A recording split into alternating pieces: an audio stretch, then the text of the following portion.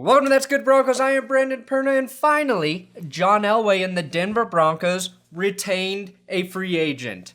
Of course, I'm talking about CJ Bash Manderson, who after receiving an offer from the Dolphins, signing that offer, and waiting for the Broncos to match that offer, a mere 45 minutes prior to the deadline will officially be a Bronco for $3.5 million more than they could have kept him. CJ, congratulations on getting paid, and be thankful Adam Gase won't be watching you in the lunchroom to make sure you're eating steamed vegetables and a healthy protein every day. That's good, Broncos.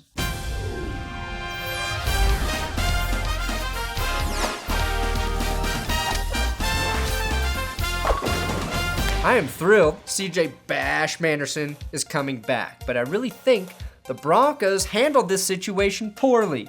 Placing the lowest available tender on CJ Anderson was the first real fuck-up made by this organization this offseason, even though it turned out to not be a fuck-up.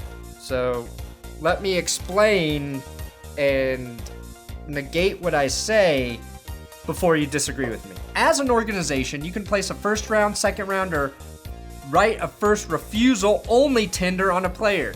This year, the cash value for the first round tender is $3.635 million, and for the second round tender, it's $2.553 million, and for the right of first refusal only, it's $1.671 million. By placing the $1.671 million tender on CJ with no draft pick compensation, that allowed the Dolphins to escalate CJ's value. Miami wanted CJ, not only because Adam Gase liked him, but because he performed behind a bad offensive line. Believe me when I say running backs who can do that are special. Now, there's no guarantee Denver's offensive line will be much better next season, and that's a huge reason why the Broncos decided to match the Dolphins' offer sheet for Anderson. Now, I originally wrote this episode criticizing the Broncos heavily for not placing the second round tender on CJ, and how that screwed them both financially if they wanted to keep him and in compensation. My argument was that if the Dolphins wanted CJ and signed him with the tender, the Broncos would have at least received a second round draft pick that they could have used to trade for Colin Kaepernick. But the way this played out for Denver is actually pretty good. It's true, the Broncos will pay CJ $6 million in 2016 with $5.25 million guaranteed. But for whatever reason, only $2,081,250 of those dollars count against their cap space. So realistically, in terms of cap space, they're right around where they would have been if they placed the second round tender on CJ. I guess from my perspective, this is even better because CJ is getting paid the money he deserves while also not taking a huge dent out of the Broncos' salary cap space. The Broncos are being extremely careful with their money because they don't fucking have any. Right now, after the Ware restructure and the signing of Anderson to a 4-year deal, the Broncos have $5,126,676 in cap space. That's not a ton of money, so I get why the Broncos are having to use the Bush strategery right now in their free agency dealings. Ryan Clady and his agent are sure taking their time in restructuring a deal.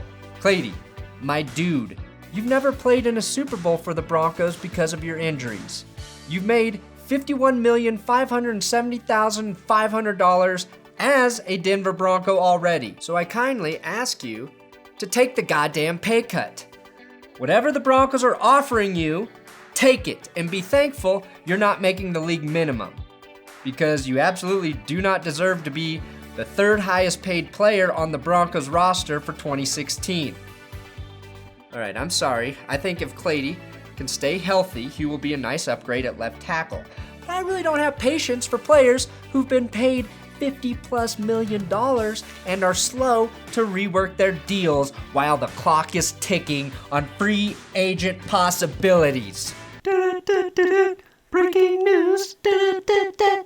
Breaking news. Former Broncos safety David Bruton, and I say former because he just signed a 3-year deal with the Washington Redskin Potatoes, and he will no longer be a Bronco.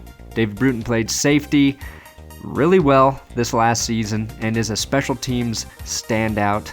So Washington, congratulations on stealing yet another one of our beloved players. Also moving on from the Broncos is left tackle Ryan Harris, who signed a 2-year deal with the Pittsburgh Steelers. The Broncos are in the process of reworking the deal with Ryan Clady, and only one thing is for sure at this point: the Denver Broncos will only start men named Ryan at left tackle. Breaking news over. Breaking news over. Now again, there's hope moving forward. The Broncos are far from done with free agency. Well, with that $5 million, maybe they're pretty close to being done. Who knows? But I'm sure this team will improve over the next few weeks. Right? Somebody... Thanks for watching another episode of That's Good Broncos. Make sure you subscribe here. Give me a follow on Twitter at Brandon Perna. And hopefully we bring in the big guns soon. The big dudes. The Super Bowl repeating champion dude boys get signed soon. I hope.